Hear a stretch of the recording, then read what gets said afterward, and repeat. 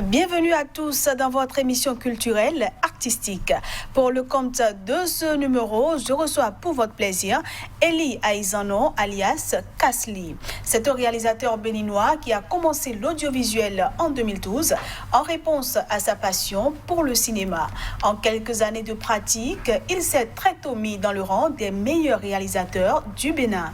Dans cette émission, il nous parlera de la réalisation et des raisons qui l'ont amené à s'engager dans cette profession. On le retrouve juste après cette virgule.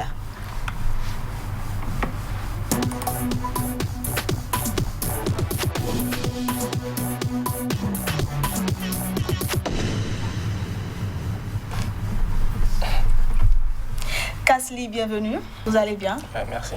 Et merci d'avoir accepté de vous prêter à nos questions. Non, c'est moi. Alors, Kasli, pourquoi avoir choisi un tel blaze? Est-ce un peu genre Jet Li ou c'est quoi? Non, Kasli, c'est un blaze que j'ai depuis que j'ai 4 ans. C'est un blaze qui m'a été donné par mon papa. Mon prénom, c'est Eli, tu vois. Quand on était gamin, et aux âges de 4 ans, on avait l'habitude de tout casser, les plastiques et tout. Donc dans le temps, mon papa m'appelait Eli Casse, tu vois. D'accord. Donc avec le temps, il a trouvé que c'était pas trop stylé. Non. Il a dû changer à Kasli, voilà. Qui sonne mieux. Voilà. Alors Kasli, je le disais tout à l'heure, vous avez commencé l'audiovisuel en 2012. Parlez-nous un peu de vos débuts dans la réalisation. Comment est-ce que c'était? Bon, après la réalisation, c'est pas quelque chose que j'avais prévu faire à la base. J'ai étudié en droit et j'avais commencé le droit sur le campus et tout. D'accord. Mais très tôt, j'ai compris que les études, c'était pas trop mon truc. Et c'est comme ça que j'ai viré. Donc, dans le temps, j'étais super pote à Saint-Marc Net-Royal. Je ne sais pas si vous connaissez. Donc, on était tout le temps ensemble et voilà, on a commencé à travailler. Et à la base, j'étais pas réalisateur, j'étais plutôt monteur. D'accord. Donc je montais des clips de 911, des clips de Net Royal et tout. Donc avec le temps, vu que je suis tout le temps avec Saint-Marc, je me suis mis à cadrer. Tu vois, j'ai commencé par faire des cadrages aussi. Mais après, je me suis dit, je n'arrivais pas à exprimer mes idées et tout, vu que c'est quelqu'un d'autre qui ira filmer et moi je vais monter et tout. Donc ça a commencé par un peu me gêner. Donc voilà, c'est comme ça, j'ai dit, ok, il faut que je commence par réaliser, il faut que je commence par réfléchir moi-même à des idées et à les mettre en place. Et c'est comme ça que je suis devenu réalisateur. Et dans l'ombre et fidèle à votre caméra, vous mettez de la lumière sur les artistes. Vous écrivez également des scénarios pour eux. Comment ça se passe concrètement? Je veux parler de la collaboration avec les artistes. Est-ce qu'ils acceptent forcément vos idées ou comment ça se passe? Bon, à la base, j'ai une manière spéciale de travailler, tu vois. D'habitude, certains réalisateurs, ils imposent leur idée et tout, certains réalisateurs. Mais moi, tu vois, quand je reçois le son, je réfléchis au son, j'écris ce qu'il faut écrire, tu vois. Après, je soumets ça à l'artiste et il regarde.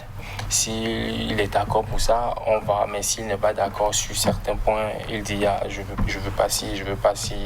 Et à la base, moi, j'ai telle idée, j'aimerais bien qu'on intègre et tout. Donc, je prends ces idées-là, je les étudie. Si c'est bon, voilà, je mets. Si c'est pas bon, si ça ne va pas avec le feeling que je veux, voilà, je reste. Donc, c'est vraiment un travail de collaboration entre artistes et moi. Et sur le terrain, sur le plateau de tournage, comment ça se passe? Sur le plateau de tournage, c'est moi qui dirige. C'est moi le réalisateur, c'est moi qui sais exactement ce que je veux, c'est moi qui sais l'image que j'ai dans la tête, c'est moi seul qui sais. Donc voilà, c'est à moi de diriger le tournage, c'est à moi de dire mets-toi ici, mets-toi là, on te filme ça, on te fait ci, on te fait ça, et je dirige le tournage du début jusqu'à la fin. Et est-ce qu'on peut dire qu'un réalisateur doit être quelqu'un de vraiment patient?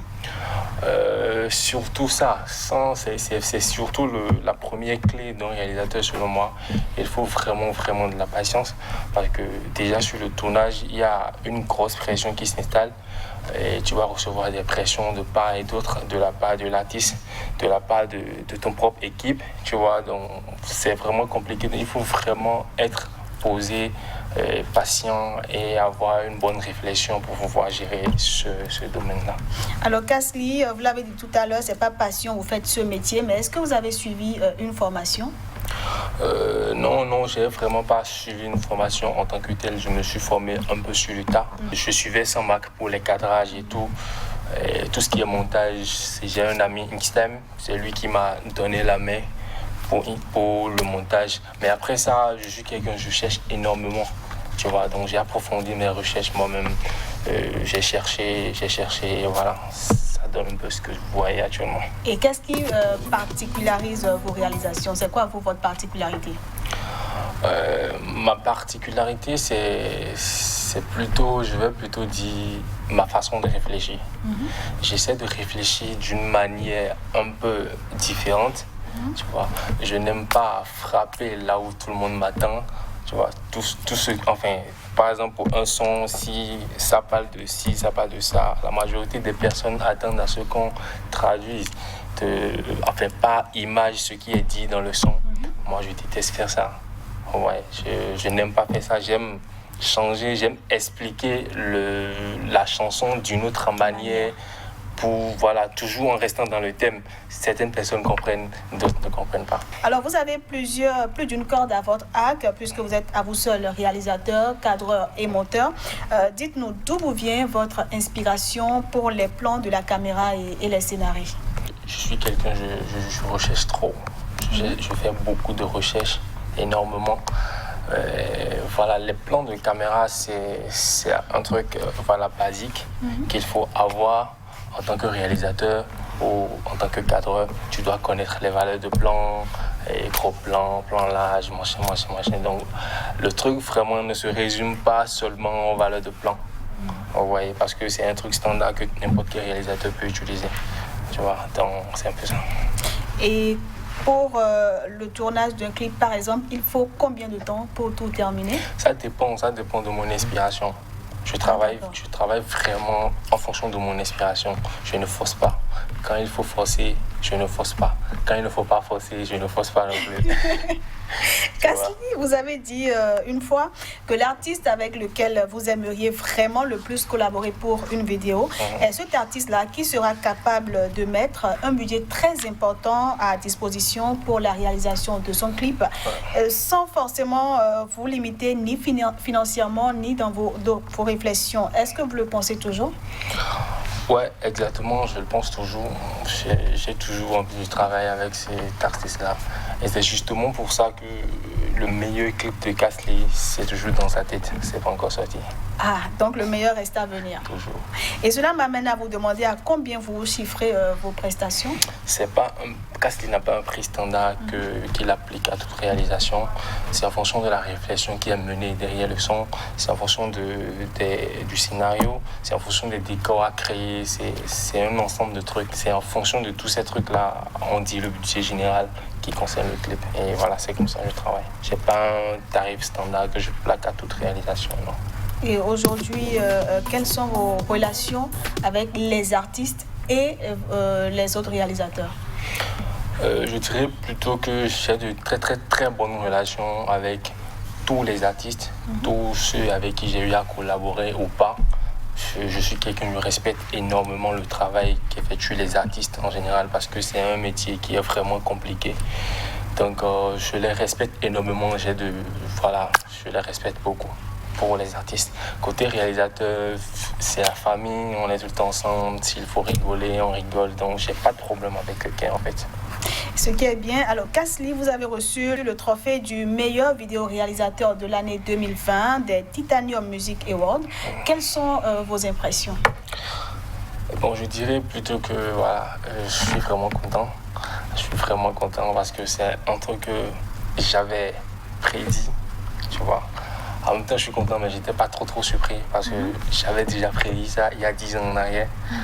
Et j'ai dit en 2010 que 10 ans après, c'est-à-dire en 2020, n'importe quel domaine dans lequel je serai le meilleur dans ce domaine-là. Ouais, donc c'est un truc que j'ai déjà dit et j'ai beaucoup travaillé pour ça. Je ne dirais pas forcément que je suis déjà le meilleur, mais voilà, ce que je fais actuellement, c'est déjà mieux que ce que je faisais il y a 1 an, il y a 2 ans, il y a 3 ans. Donc voilà, je ne suis pas encore le meilleur, mais je suis quand même sur le chemin, je suis en train de travailler pour y arriver. Alors, 10 ans après, vous êtes sur le chemin. Quel sera le prochain défi? Le prochain défi, mon prochain défi au quotidien, c'est toujours me dépasser.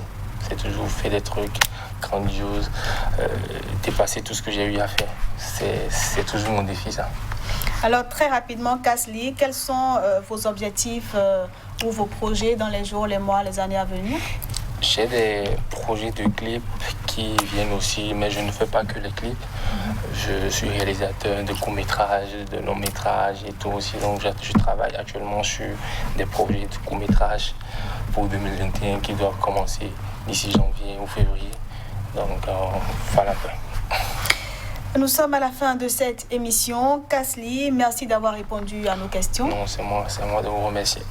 Et grâce à vous, on en sait désormais un peu plus sur le monde de la réalisation. Je vous souhaite bonne chance pour la suite. Merci beaucoup.